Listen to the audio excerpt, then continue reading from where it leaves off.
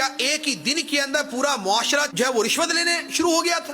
کیا ایک ہی مرتبہ کے اندر سب نے جعلی دوائیاں بیچنا شروع کر دی تھی؟ کیا ایک ہی مرتبہ کے اندر گھر گھر کے اندر گانے باجے شروع ہو گئے تھے؟ کیا ایک ہی مرتبہ کے اندر جگہ جگہ پر شراب نوشی شروع ہو گئی تھی؟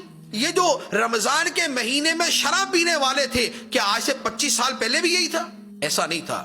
شراب پینا شروع ہوا، منع نہیں کیا گیا، منع نہیں کیا گیا، بڑھتا گیا بڑھتا گیا بڑھتا گیا، انجام یہ ہوا کہ رمضان کے مہینے کے اندر شراب پی جاتی ہے، اور 27ویں رات کو، رمضان کی 27ویں رات کو زہریلی شراب پی کے چند سال پہلے ہی یہاں پاکستان کے اندر 20 کی تعداد کے اندر لوگ مر گئے تھے۔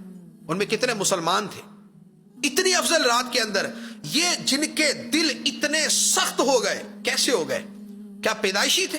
نہیں، بری صحبت بری صحبت بری صحبت۔ ایک گناہ کیا نہیں روکا کسی نے، دوسرا گناہ کیا نہیں روکا کسی نے، نہ باپ نے روکا، نہ ماں نے روکا، نہ بڑے بھائی نے روکا، نہ رشتہ داروں نے روکا، نہ پڑوسیوں نے روکا، اور وہ برائیاں بڑھتے بڑھتے اب شراب کا یہ حال ہے کہ اب اگر شراب کی تھوڑی سی ذرا انویسٹیگیشن کی جائے کہ ہمارے معاشرے میں شراب کتنی پی جاتی ہے تو شاید ہم اس کا شمار بھی نہیں کر سکتے۔ گدھے کا گوشت بیچا جا رہا، کتے کا گوشت بیچا جا رہا، خنزیر کا گوشت بیچا جا رہا، مردہ مرغیوں کا گوشت بیچا جا رہا، مردہ جانوروں کا گوشت بیچا جا رہا، ٹھیک ہے، یکدم شروع ہو گیا۔ اور یہ جو بیچنے والے ہیں، کیا ان کے پاس پڑوس، ان کے رشتہ دار، اس کے گھر والوں کو نہیں پتا؟ کیا جن کی سرکاری سطح پہ ذمہ داری ہے کہ ان چیزوں کو روکیں، کیا ان کو نہیں پتا ہوتا؟ علاقے کے اندر جو گناہ ہوتے ہیں، علاقے کے جو متعلقہ محکمے ہوتے ہیں، کیا ان کو نہیں پتا ہوتا؟ ان کے افسروں کو نہیں پتا ہوتا؟ پتا ہوتا ہے، لیکن نہیں روکتے۔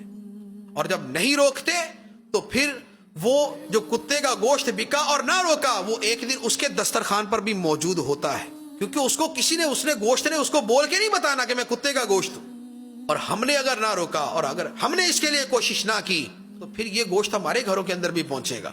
تو یہ جو برائیاں پھیلتی ہیں اس کا پھر انجام کیا ہوتا ہے؟ نبی کریم صلی اللہ تعالی علیہ وآلہ وسلم ارشاد فرماتے ہیں، ترمذی شریف کی حدیث مبارک، فرمایا اس ذات کی قسم جس کے دستے قدرت میں میری جان ہے، تم یا تو ضرور نیکی کا حکم دو گے اور برائی سے منع کرو گے، یا قریب ہے کہ اللہ تم پر اپنی طرف سے عذاب نازل فرمائے گا، پھر تم اللہ سے دعا مانگو گے مگر تمہاری دعا قبول نہیں کی جائے گی۔